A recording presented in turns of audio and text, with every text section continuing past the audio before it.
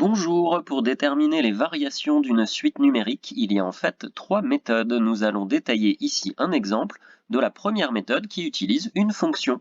Voici la propriété de la leçon. Elle ne concerne que les suites définies explicitement. Une suite définie explicitement, ça veut dire qu'elle est donnée en fonction de n. Il existe donc une fonction f telle que un égale f de n. Eh bien, si cette fonction f, nous savons qu'elle est croissante, alors forcément la suite un sera croissante également. Ceci est valable pour d'autres styles de monotonie. Si f est strictement décroissante par exemple, alors un aussi sera strictement décroissante. Nous allons détailler ça sur un premier exemple. Il faut donc déterminer les variations de la suite U, définie sur n l'ensemble des entiers naturels, par la formule suivante, un égale 2 facteur de 3 moins 0,4n. Un premier réflexe pourrait être de prendre ta calculatrice ou GeoGebra comme moi pour construire les premiers points du nuage de points associé à cette courbe.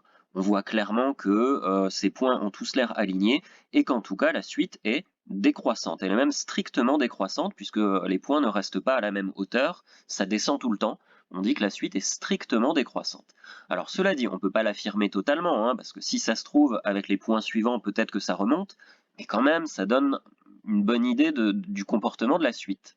Éventuellement, on peut également afficher les valeurs des premiers termes de la suite, et de même qu'avec le nuage de points, on peut se rendre compte également que les valeurs sont décroissantes. Et voici la bonne rédaction associée à cette première méthode. Une suite numérique, ce n'est rien d'autre qu'une fonction, sauf que d'habitude pour les fonctions, on écrit plutôt x comme variable, on n'écrit pas n. X, généralement en mathématiques, ça désigne les nombres d'un intervalle.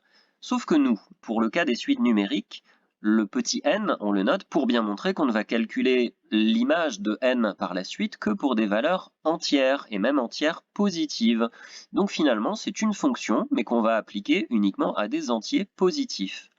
Et la fonction, la voici, f de x égale 2 facteur de 3 moins 0,4x. En fait, on a simplement remplacé n par x pour un peu rappeler la façon d'écrire les fonctions traditionnellement.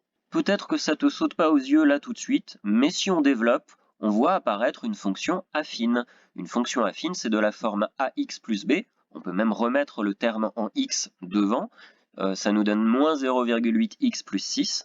On reconnaît le coefficient directeur moins 0,8 et l'ordonnée à l'origine, le petit b, qui est égal à 6. Et en fait, c'est le petit a, le coefficient directeur, qui nous est utile ici, puisque dans une fonction affine, quand on a un coefficient directeur strictement négatif, on est sûr et certain que la représentation graphique associée, qui est une droite, tu le sais pour les fonctions affines, va forcément être strictement décroissante. Si le petit a était strictement positif, la fonction serait strictement croissante. Si le petit a était égal à 0, la fonction serait même carrément constante. Donc ici, cette méthode 1 nous arrange bien parce que la fonction associée à la suite U est une fonction dont on sait facilement déterminer les variations. Et là, en fait, on peut directement appliquer la propriété de la leçon. Attention, il faut bien dire que la suite U est définie de façon explicite et que grâce à la fonction f, on arrive à calculer les termes un, qui sont tout simplement les images de tous les entiers n par la fonction qu'on vient de détailler précédemment. Et ainsi, d'après le cours, puisque la fonction f est strictement décroissante, eh bien la suite u est également strictement décroissante. Et une dernière remarque pour insister lourdement, une remarque que j'ai déjà faite, cette méthode ne fonctionne vraiment que pour une suite définie par une formule explicite, et certainement pas pour une suite définie par récurrence. J'ai mis la même fonction là ici. Tu vois, j'ai bien mis 2 facteur de 3 moins 0,4 un. Sauf que cette fois-ci, j'ai pas mis 0,4 n, j'ai mis 0,4 un. C'est-à-dire que chaque terme est défini en fonction du précédent. Il s'agit là d'une suite par récurrence. Je peux donc faire exactement le même blabla que j'ai fait précédemment. Je peux bien appeler f la fonction 2 facteur de 3 moins 0,4x, dire que c'est une fonction affine de coefficient directeur négatif, c'est donc bien une fonction affine décroissante. Néanmoins, la suite u, elle est définie par récurrence. C'est un plus 1 qui est donné en fonction du terme un grâce à la fonction f. Et bien, même si la fonction f est strictement décroissante, la suite U, là, ne va pas être décroissante. La propriété ne fonctionne pas quand c'est une suite par récurrence. Et en voici la preuve avec le nuage de points. Avec pourtant la même fonction que dans le premier énoncé, mais en utilisant une suite par récurrence, on voit que le nuage de points est d'abord décroissant, puis croissant, décroissant, croissant, etc.